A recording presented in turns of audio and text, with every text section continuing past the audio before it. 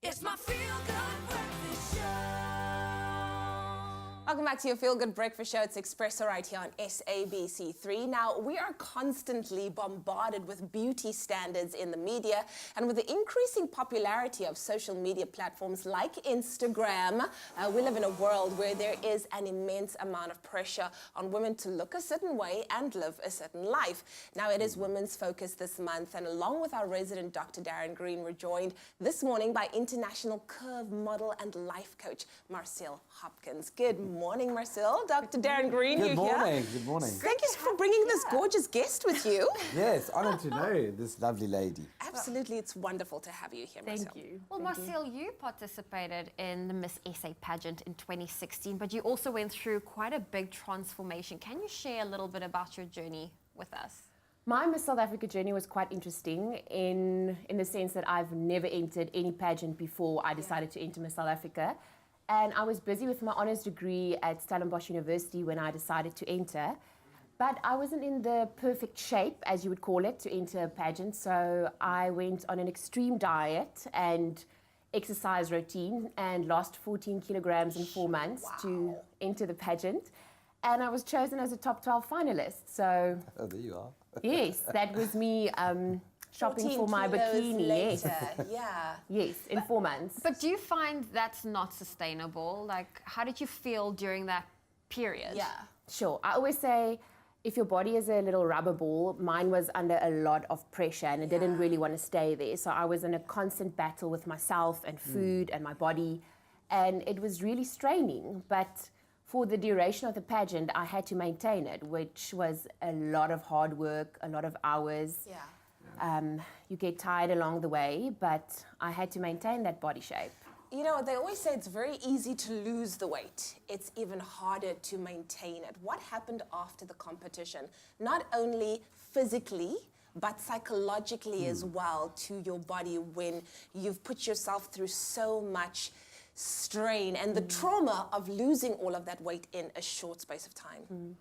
So back to the metaphor of the rubber ball. So my body literally just bounced back to where it wanted to be and where it is naturally healthy. And I'm a size 14. Yeah. So within two months after the pageant, I was back in my size 14 body. And it wasn't an easy process just going, oh, wow, now I love myself again. It was really a long, hard journey to really grow into self-love and body acceptance again. But now, 2 years later, I am so passionate about sharing this message of loving yourself and being body positive and just focusing on being healthy rather than being skinny. Yeah, I love that. I love that too. And Dr. Darren Green, I mean, listening to Marciel's story, a lot of people go through that where, you know, the way they view their own body image. But what impact does that have on the mind? Because it happens to both women and men. 100%. I think the perception of self-acceptance and self-love that you've averted to is something that is based and rooted in so many things. And perceptions are molded by your community and your experiences. So the perceptions of the community and the company you keep, whether it be family, church, friends, school, bullying at school, etc., all the way through to your experiences at school and what you've gone through in terms of what's regarded as beautiful and acceptable. All those things play a very strong role in your internal voice and your internal dialogue. And that drives then behaviors. And unfortunately, some people are really susceptible through anxiety disorders and OCD to focus then on their flaws and shortcomings and weaknesses rather than their strengths and beautiful aspects. Yeah. Well, we are talking about body image this morning, and as you can see, we've got Marciel Hopkins, who looks like the most gorgeous, stunning girl. Like, I love the fact that you are so comfortable in your own skin right now, but I think so many times we're so... we're worried about a number when we should be worried about how good we feel, strong, fit. Talking about numbers, here's one for you, 021-430-9881. We're talking about body image. Do you have a question or comment for Dr. Darren Green or even Marciel? You can use that number and call us right now. It's my feel-good breakfast show. Well, we continue to shed the spotlight on Women's Month, and this morning we're focusing on body image and especially projecting a positive one. Our lines are open. We are joined by Dr. Darren Green and international curve model Marciel Hopkins, and we would love to hear from you if you've got a comment or a question. That number is 021-430-9881. You know, back in the day, it used to be said that beauty magazines were the things that made us feel a little bit insecure about ourselves, seeing all those gorgeous models. Now it seems to be social media. Instagram, one of them, you know, with the slay queens and the thirst trapping, and everybody looks good and everybody looks great, and you're like sitting at home eating your ice cream and not feeling great.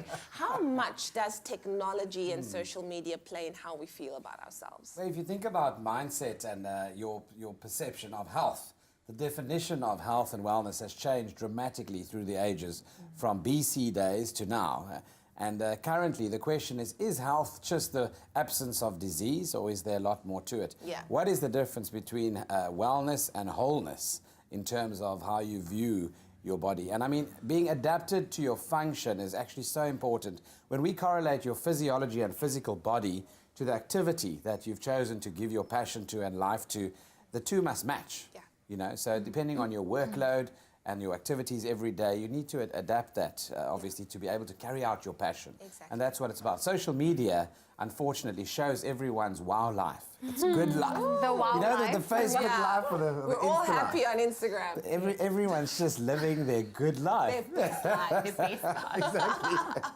But I think what a lot of people forget is that picture was taken, I mean, how many options were not selected from? But Dr. Darren Green, something I want to get to is, isn't it true that a lot of people, you know, we look at a magazine and you tend to pick on things, you project your own insecurities onto someone else. And I got very frustrated over the weekend when I went to a dinner, and yes, it was by the time I got to dessert, and the lady passed me and she's like, "Ooh, jy moet versigtig wees." And I don't like it when people do that, because a lot of parents nitpick, a lot of aunts, a lot of your friends, they nitpick on someone else.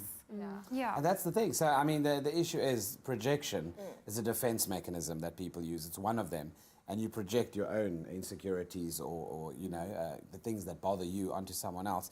It's an internal dialogue that should be happening in your own cognition and your own thought process that you are then putting onto someone else, because you don't necessarily have the chutzpah or the, you know, the guts to face those cognitions in yourself. And I think that's what's important. Yeah. Marciel, getting back to you, and we've seen your beautiful pictures, so natural, so lovely, so comfortable in your own skin. How do you use your social media to project a very positive body image? So I would like to share 2 practical tips today in terms Yes, of what the please. messages I have on Instagram and Facebook as well. The number one thing is social media cleanups. I really believe in that, because we don't take ownership of what we follow on Instagram. We just follow. And at the end of the day, we don't actually have control over the things we see, because every picture you look at has a message, and it subconsciously communicates something to you. So to really take back that control and go look and sit and look at what you're following and say, is this really uplifting? Is it inspiring me? Wow. And the other thing I like to talk about on Instagram is throw away the scale. I really don't believe in weighing myself, and in the last 2 years after Miss South Africa, I haven't stepped on a scale once. Yeah. And it's been amazing, because even though I know the truth now around my self-worth is not linked to how much I weigh, that number always communicates something to me. 100%. To the So past as well, yeah. I just don't step on the scale anymore. Yeah. I love that. I hear you. The scale is not your friend. No. Let's be honest, it is not your Just a friend. number. It's Especially not when your you boss either. Yes, well, thank you so much, Marciel, Dr. Darren Green. They're not going anywhere. We're talking about body image, such an important thing. And like Marciel said, if you're following people on Instagram that are not making you feel good about themselves, it's very, very easy. Click unfollow. It's my feel-good breakfast show. It's my feel-good breakfast show. Welcome back to your Feel Good Breakfast Show. It's Expresso right here on SABC3. We're talking body image, body issues, how you see yourself, and your value that you attribute to yourself as a result of that. And of course, it could lead to a whole host of different things, sometimes very dangerous as well, the things that we put ourselves through. We have got an international curve model with us, Marciel Hopkins, as well as an international doctor extraordinaire. I made you international because you are Dr. Darren Green. But we've got a call on the line right now. Elaine, good morning. Lelaine, good morning. What is your question or comment for Dr. Darren or Marciel? Hello, it's Helene. Is it I just Helene? want to say, Sorry, Okay. sorry, Helene. I'm 70 years old now. I'm a dancing teacher. Yeah. And I go back to my youth where I did ballet, which I loved.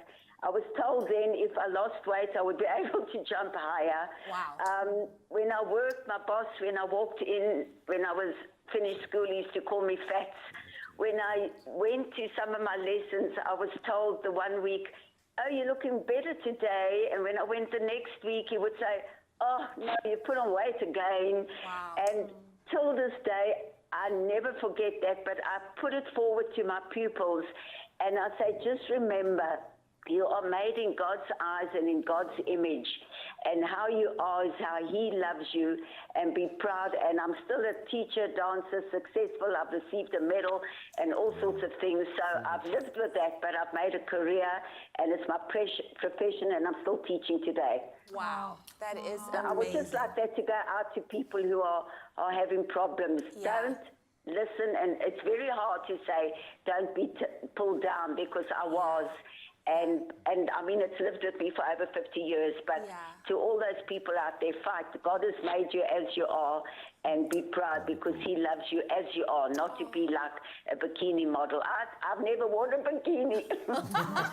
Thank you so much, Elaine. Do you see the power of people's words and how that will affect you? You'll carry it with you your whole life and always judge yourself by someone else's standards. And that's why we need to watch what we say to other people. But let's talk about this, because I feel like it leads towards body dysmorphia. Do you want to tell us quickly what is body dysmorphia? Yeah, it's such a big word, but you know, the dysmorphia means basically focusing on flaws. Yeah. So we all have some sort of asymmetry somewhere in your body. Whether your left ear is lower, whether your left breast is lower than the right one, smaller, it doesn't matter. Dysmorphia implies, and when it moves on to body dysmorphia disorder, BDD, that implies that you become so obsessed with a real flaw or even an imagined flaw that you think is there that might not even be there. Yeah.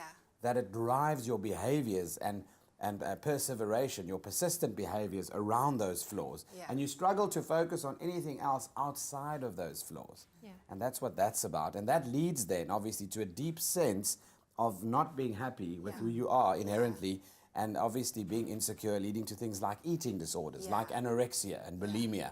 Yeah. So very important to bring that into the spotlight as well. Sure. I know that's something we need to touch on. Marciel, how do you maintain and manage a balanced diet?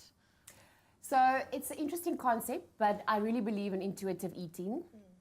It's a bit confusing for people because they say, how, I don't have any self-control. But if we think way back many years ago, our primitive drive told us when we were hungry and what our bodies needed. And then you would go out and go hunt for that or go pick your fruits. But nowadays we have food to our disposal by opening the fridge or walking down the street to go buy something. So I would really encourage people to just tap in again to the inner voice of what does my body need?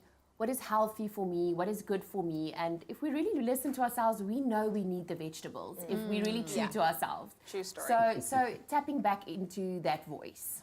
Okay, well, Marciel, thank you for joining us. And they're still going to be hanging out with us a little bit later. Our lines are still open, so if you've got a comment or a question regarding body image, we'd love to hear from you. That number is 021 430 9881.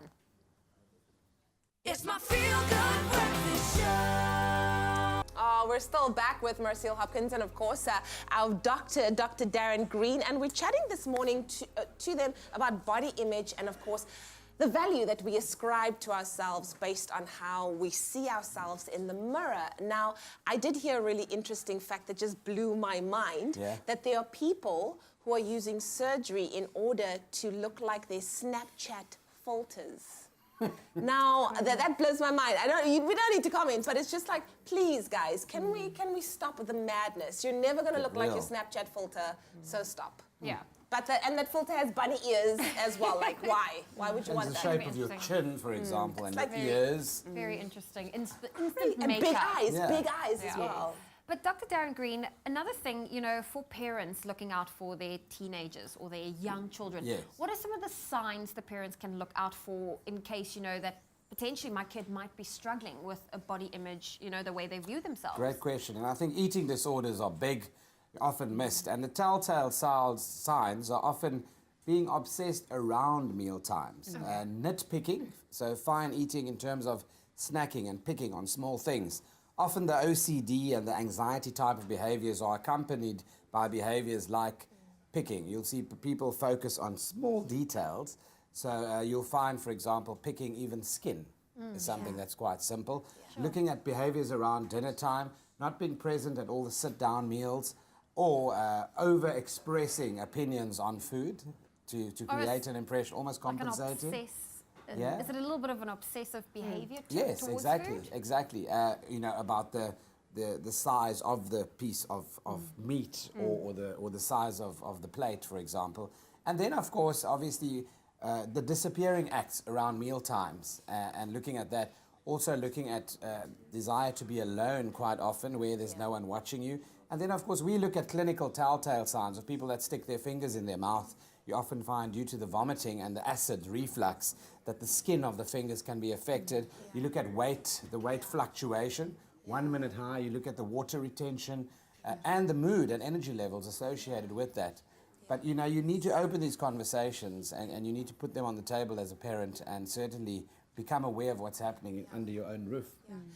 What role does a healthy lifestyle and what we're putting into our body also affect how we feel? Because I feel like when I feel at my absolute worst about myself, yes, I'm probably checking out Instagram and being like, oh my goodness, I just look so terrible in comparison to other people. But it's also, I'm eating a lot of junk and I'm probably not exercising. Because the minute I change that around, I feel 100 times better. Exactly. I think our relationship with food is so important, and our brains have neurotransmitters in them. We have a thing called dopamine, which is the reward neurotransmitter. Yeah. And we need to find alternative things in our lives than just eating Yes. as a reward. We need to find the rush of good fellowship, of good social circles, of reliable friends. We need to find the surge of exercise. When you get into that absolute zone where when exercise, you're actually enjoying it. You might not even be doing a time trial. You might just be enjoying the experience of being outdoors, Yeah. Well, Marciel, you're a life coach as well. So I think just to end it all off, do you have any parting advice for us?